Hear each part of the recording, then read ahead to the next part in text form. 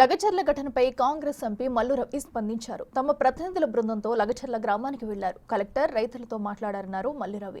ఆ రోజు కొందరు తాగొచ్చి కర్రలు, రాళ్లతో కలెక్టర్పై దాడి చేశారు. ఈ దాడి వెనుక బీఆర్ఎస్ హస్తముందన్నారు. 17 మంది భూమి లేని వారు దాడి చేయడానికి వచ్చారన్నారు. రేవంత్ రెడ్డి ప్రభుత్వంపై బురద జల్లాలని ఇలాంటి దాడికి పాల్పడ్డారని మల్లు రవి ఆరోపించారు. ఈ ఘటనపై రిపోర్ట్ను సీఎం, ప్రతిపక్ష నాయకులకు ఇస్తామన్నారు మల్లు రవి.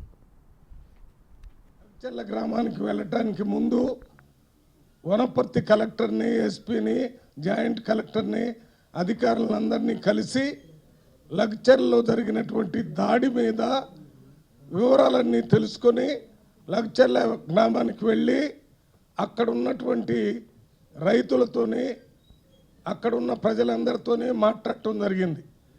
వారు చెప్పిన దాని ప్రకారం కలెక్టరు లగచర్లకు వచ్చినప్పుడు వారు కారు దిగి 2 నిమిషాలు కూడా గడవక ముందే అక్కడ కొంతమంది తాగి రాళ్ళు పట్టుకొని, కర్రలు పట్టుకొని ఉన్నారు.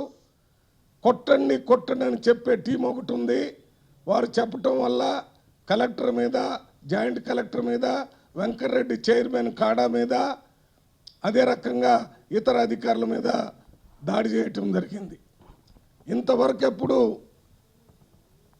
ఏ ప్రభుత్వాల్లో కూడా కలెక్టర్ల మీద ఈ రకంగా దాడి జరగలేదు. ఇది తెలంగాణ సంస్కృతిలో ఎక్కడ రైతులు ప్రభుత్వ అధికారుల మీద దాడి చేసిన సందర్భాలు లేవు. వారికి కావలసిన కాంపెన్సేషన్ రావాలని కలెక్టర్ని, ఇతర అధికారులను అడగటమే ఉండేది, కానీ దాడి చేసిన సందర్భాలు లేవు.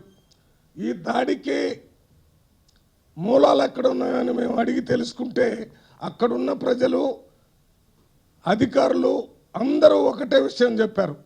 ఇది బీఆర్ఎస్ పార్టీ ఒక ప్రణాళిక ప్రకారం, ఒక కుట్రలో భాగంగా కేటీఆర్ గారు రాష్ట్ర స్థాయిలో, నరేందర్ రెడ్డి గారు అసెంబ్లీ స్థాయిలో, సురేష్ అనేటటువంటి వ్యక్తి గ్రామ స్థాయిలో, వీళ్ళ ముగ్గురు ఒక ప్రణాళికను సృష్టించి డబ్బులు పెద్ద ఎత్తున ప్రజలకిచ్చి, తాగిచ్చి తెలంగాణ కాంగ్రెస్ ప్రభుత్వం, ముఖ్యంగా రేవంత్ రెడ్డి ముఖ్యమంత్రి మీద బురద చల్లాలి, చెడ్డ పేరు తీసుకుని రావాలి. ఈ దాడి వల్ల రాష్ట్రంలో ప్రజలు కాంగ్రెస్ ప్రభుత్వం మీద తిరుగుబాటు చేస్తున్నారనే విషయం తెలియజేయాలని ఒక కుట్ర పన్ని ఈ రకంగా చేయించారని మొత్తం అందరూ ఇదే విషయాన్ని చెప్పడం జరిగింది.